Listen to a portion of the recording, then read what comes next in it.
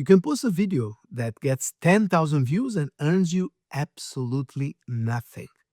And you can post one that gets 200 views and books you 3 new clients. The number you're proudest of might be the exact number that's keeping you broke. Most business owners that I meet are chasing the wrong scoreboard. They check views, they check likes, they feel like a genius or a failure based on numbers that have almost nothing to do with whether the video actually brought in business. So today, I'm going to show you which numbers are quietly lying to you and the three that actually predict revenue. Come with me.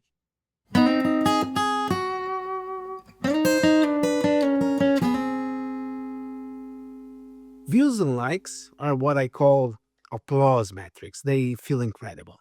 A video pops, the count climbs, your phone keeps buzzing, and for a day you feel like you finally cracked the code.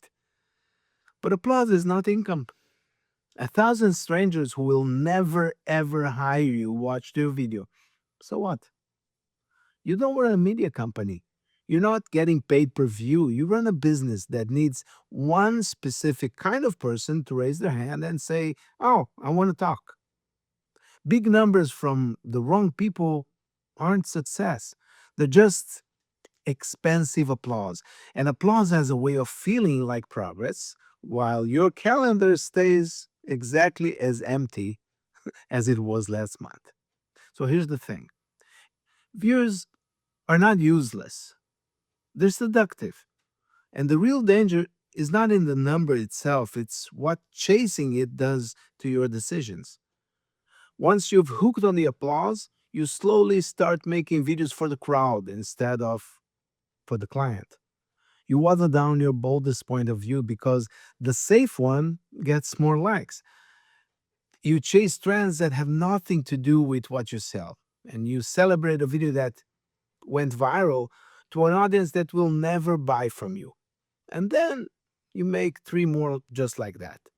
A viral video to the wrong people doesn't grow your business, it just grows your distraction, and it pulls you further away from the handful of buyers who were ever going to pay you. So let's fix the scoreboard, okay? Three numbers actually matter. First, retention. Not how many people started the video, but how many of the right people stayed to the end. 30 seconds of complete attention from a real buyer beats 10,000 thumbs sweeping past. Second, replies. The DMs, the comments that ask a genuine question, the email that says, "I've been thinking about what you said." Every one of those is a hand going up.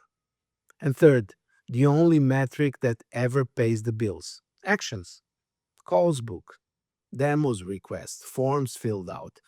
The quiet number that nobody screenshots because it doesn't look flashy. It just makes you money. Here's the tell: the metrics worth tracking are almost always the ones that are a little embarrassing to share because they're small. Two booked calls isn't a brag, it's a business. Here's the question that changes everything. Stop asking, "How many people saw this?" Start asking, "Did the right person do the next thing?" If one ideal client watched your video and then booked a call, that video did its job, even at 200 views. If 100,000 strangers watched and not a single one of them moved 1 inch closer to working with you, that video failed, no matter how good the number looked on screen.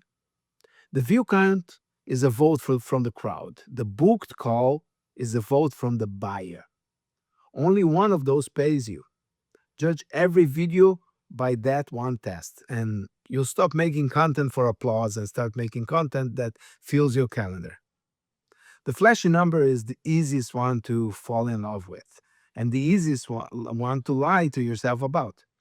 Track the boring numbers instead, the ones tied to real buyers and to real revenue, and you'll make better videos and, more importantly, a better living.